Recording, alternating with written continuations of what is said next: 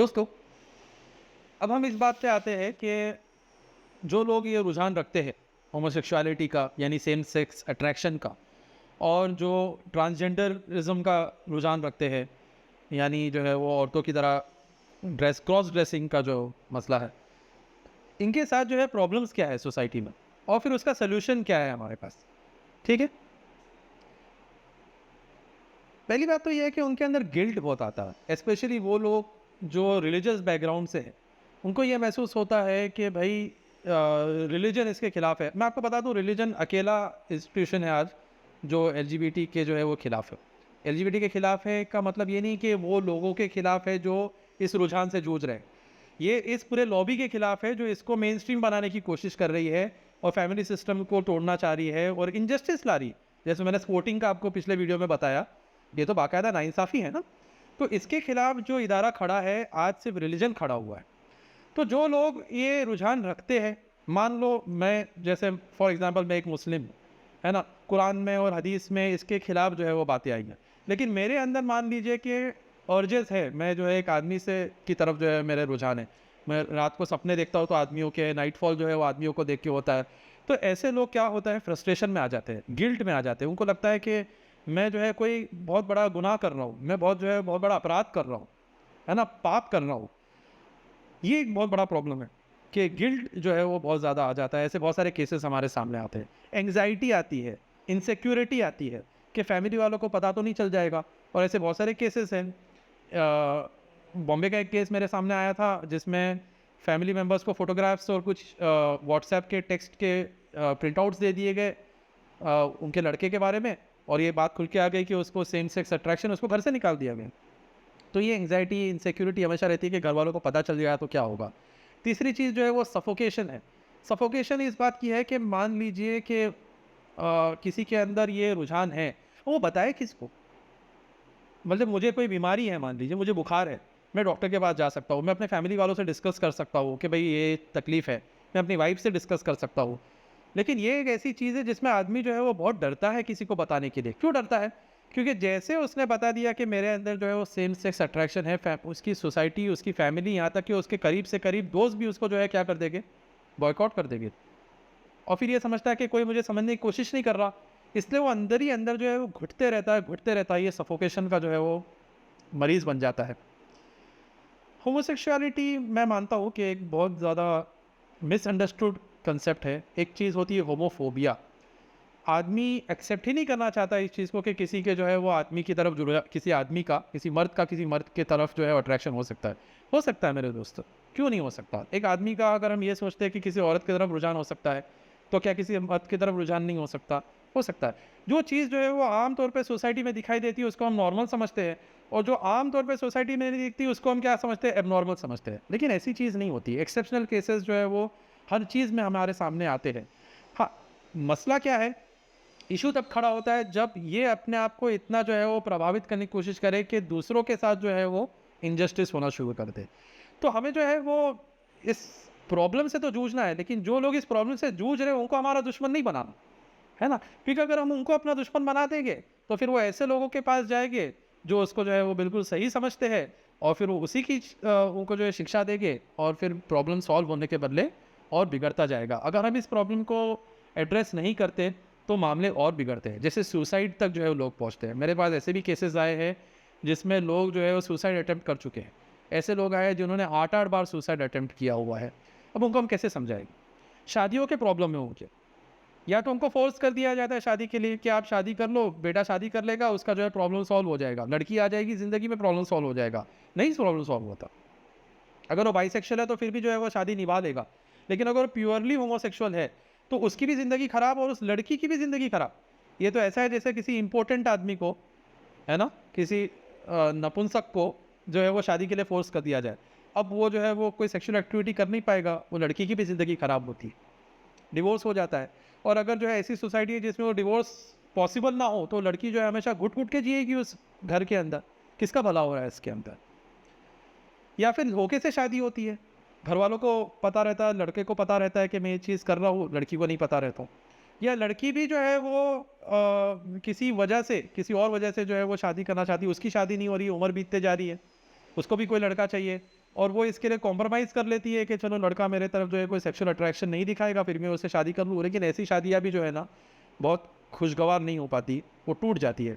Sex बहुत essential part है marriage का। अगर जो है वो एक अच्छी सेक्स लाइफ ना हो तो मैरिज सिर्फ इमोशनल लव और वो सब के ऊपर जो है कायम नहीं रह सकती।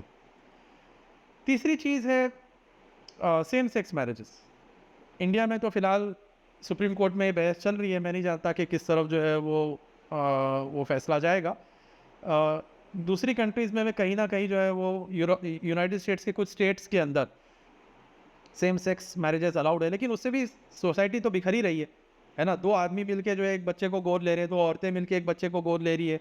अब उस बच्चे के बारे में सोचो जिसके पास 2 बाप हो गए, ना माँ का प्यार नहीं मिल पाएगा, या 2 माएँ होगी, बाप का जो है कोई सपोर्ट नहीं होगा उसके पास। और अगर 2 बाप है उसमें से जो है वो उसकी असली माँ कौन है उस बच्चे को नहीं पता, 2 माएँ हैं तो उसका बाप कौन है उस बच्चे को नहीं पता। ये कितनी विडंबना है, ये सोसाइटी जो है बर्बाद हो रही है इसकी वजह से। या फिर वो जो है बैचलर रह जाते हैं, शादी नहीं कर पाते। वो ये सोचते हैं कि भाई मैं किसी की ज़िंदगी क्यों बर्बाद करूँ, जब मैं इससे जूझ रहा हूँ तो मैं अकेला ही इससे जूझूँ। ये सारी जो है वो प्रॉब्लम्स उनके साथ होती है। तो हम करें क्या? सबसे पहले उनके एंग्जाइटी और उनके सफोकेशन को दूर करने के लिए हम थोड़ा इसके अंदर ओपन होने की कोशिश करो। हम इस रुझान को तो जो है वो एक्सेप्ट नहीं करेंगे, लेकिन उन लोगों को तो ज़रूर एक्सेप्ट कर सकते हैं। अगर मेरा कोई दोस्त जो है मेरे तरफ पास आए और कहे कि देखिए परवेज़, मेरे साथ ये प्रॉब्लम्स हैं, मैं रात को जो है सपने देखता हूँ तो मुझे जो है वो आदमी नज़र आते हैं, मुझे नाइटफॉल होता है तो आदमियों को देख के होता है, और जो है मैं अट्रैक्टेड जो है आदमियों की तरफ करता हूँ।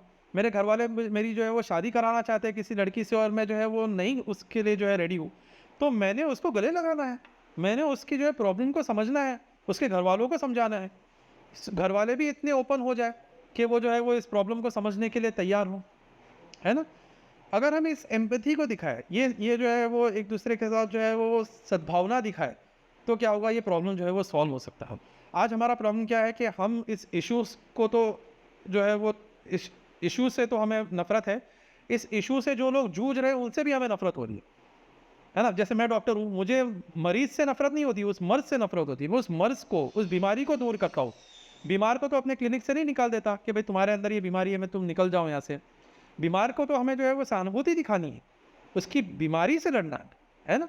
तो जो इस शख्स इस प्रॉब्लम से जूझ रहा है, उस प्रॉब्लम को दूर करना है, उस शख्स से जो है वो नफ़रत नहीं करनी, ठीक है। उसको जो है ईश्वर का जो है वो डर दिलाना है, उसको जो है वो ये बताना है कि देखिए ईश्वर इस चीज़ को पसंद नहीं करेगा। हम सबको मरने के बाद जो है ईश्वर के सामने जाना है, हम क्या अच्छा या क्या बुरा करते हैं उसका जो है जवाब देना है। और ये इसी तरह है जैसे हम किसी एक आदमी को कहते हैं जिसके बहुत सारे अफेयर हो, हम क्या कहते हैं उसे, भाई तुम अपना घर संभालो, देखो भाभी जी के साथ जो है वो अच्छे से रहो, तुम्हारे बच्चे हैं, तुम कहाँ जो है वो दूसरे अफेयर करते बैठे हो। यही चीज़ हमें ऐसे भी समझानी कि देखिए आपके लिए जो है वो सोसाइटी ने जो निर्धारित किया है कि एक औरत से शादी करो, अगर आप बाइसेक्सुअल हो तो फिर भी शादी कर सकते हो, अगर आप होमोसेक्सुअल हो तो बिल्कुल आप जो है वो शादी ना करना तुम्हारे लिए ज़्यादा अच्छा है किसी की ज़िंदगी ख़राब करने से, है ना। तो हम जो है वो उनके साथ जो है एम्पैथाइज़ करें, उनको जो है वो ईश्वर का जो है वो डर दिखाए, है ना। ईश्वर का जो है डर उनके सामने आज कि भाई हमें जो है वो कल जाके ईश्वर के सामने जो है वो हाजिर होना है।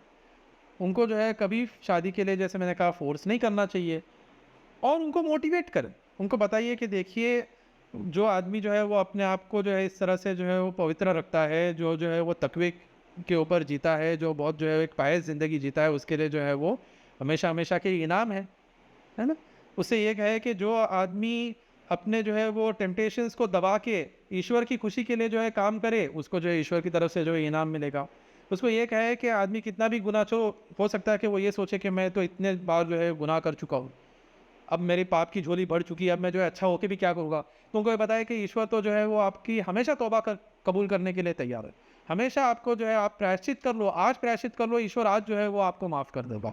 ये इस तरह से हमें इनको मोटिवेट करना है। उसी तरह से उनको जो है वो हमें वॉर्न भी करना है ना, नेगेटिव रीइंफोर्समेंट भी देनी है कि देखिए अगर इसी चीज़ के अंदर आप आगे बढ़ते गए तो इसमें आपका भी नुकसान है और सोसाइटी का भी नुकसान है, और कल ईश्वर के सामने खड़े रह के आप क्या जवाब दोगे।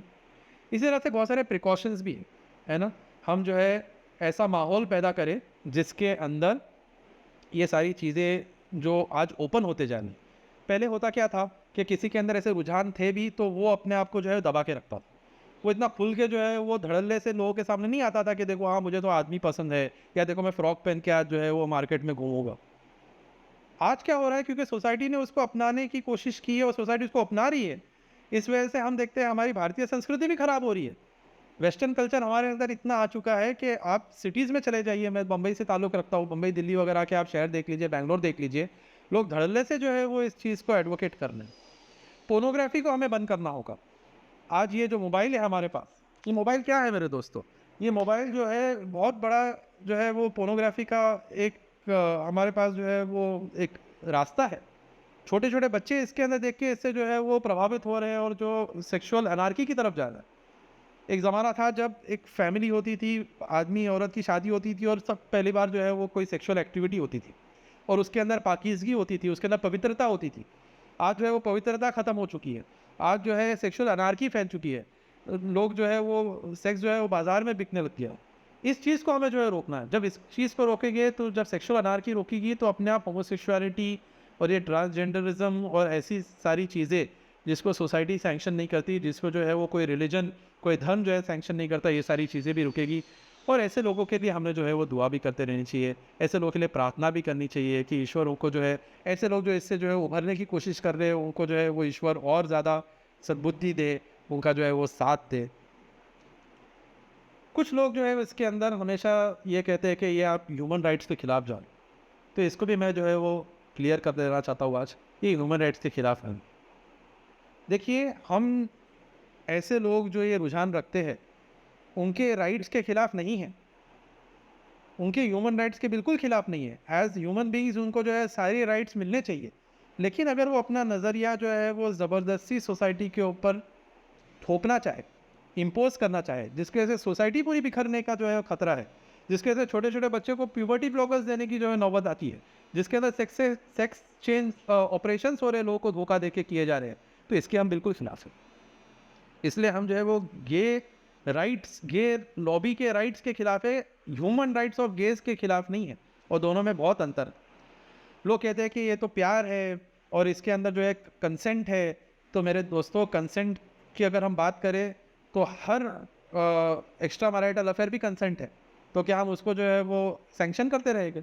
कंसेंट से ही होता है ना। किसी के साथ जो है वो कोई आदमी फ्लर्ट कर रहा है और उसके साथ जो है नाजायज़ ताल्लुकात कायम कर रहा है, तो वो भी तो नाजायज़ ही होगा। तो कंसेंट या कंसेंट ना होना, ये इस बात का मेयार नहीं होगा कि ये चीज़ जो है वो सही है या गलत है। जो चीज़ गलत होगी वो बिल्कुल गलत ही होगी। हमने इस चीज़ से उभरना चाहिए। इनके जो अलग अलग तरीके हैं, बहुत शुगर कोटेड तरीके बोलने के तो ह्यूमन राइट्स है और ये तो इंडिविजुअल फ्रीडम है। इससे ऊपर आके हमें ये देखना होगा कि ये फ्रीडम जो है किसी की हानि नहीं होनी चाहिए। मेरा फ्रीडम किसी के राइट्स को जो है वो असर्प नहीं करना चाहिए। मेरा फ्रीडम तब तक जो है वो माननीय रहेगा जब तक जो है वो सामने वाले का फ्रीडम भी जो है उसकी जो सम्मान किया जाएगा। मैं अपने फ्रीडम के अंदर किसी का जो है कत्ल नहीं कर सकता। मैं अपने फ्रीडम में सोसाइटी के अंदर जो है वो सोसाइटी के पूरे फैब्रिक का जो है खंडन नहीं कर सकता। मेरे फ्रीडम के साथ, मेरे राइट्स के साथ मेरी रिस्पॉन्सिबिलिटीज़ और मेरी ड्यूटीज़ भी जुड़ी रहेगी। और जब तक हम एक दूसरे के परस्पर राइट्स और ड्यूटीज़ को एक्नॉलेज नहीं करेंगे, तब तक सिर्फ जो है हम बेलाग जो है सबको अगर फ्रीडम देते रहेंगे, तो ये सोसाइटी मेरे दोस्तों बिखर जाएगी। जैसे सोसाइटी जो है बहुत सारे वेस्टर्न कंट्रीज़ में जो है वो बिल्कुल बिखरने के कगार पे है। आज हमारे पास भारत में आज भी मौका है कि हम इस चीज़ को कंटेन करें, इस चीज़ के खिलाफ जो है आवाज़ उठाएं, ऐसे लोगों का साथ दें, उनके साथ एम्पैथाइज़ करें जो इस चीज़ से जूझ रहे हैं, और उनको भी जो है वो ये बताएं, उनके सामने भी ये क्लियर करें कि ये सारी चीज़ें जो है वो उनके हित के भी खिलाफ है, सोसाइटी के भी हित के खिलाफ है, और ये कल जाके जो है उन्हीं के और उनके आइंदा जनरेशन्स, हमारे आइंदा जनरेशन्स के खिलाफ जाएगा। ये कुछ चीज़ें थी जो मैं आपके सामने बताना चाह रहा था। आप हमारे इसके पहले के वीडियोस भी देखिए ताकि पूरा का पूरा पिक्चर आपके सामने जो है क्लियर हो जाए। और आप इसमें अगर कोई शंका है या आपको इसके अंदर कोई आपका ओपिनियन है, तो आप बिल्कुल जो है वो हमारे साथ शेयर कीजिएगा ताकि हम इस पे भी आपकी जो है वो और ज़्यादा आपको गाइड कर सके, रहनुमाई कर सके। बहुत बहुत शुक्रिया।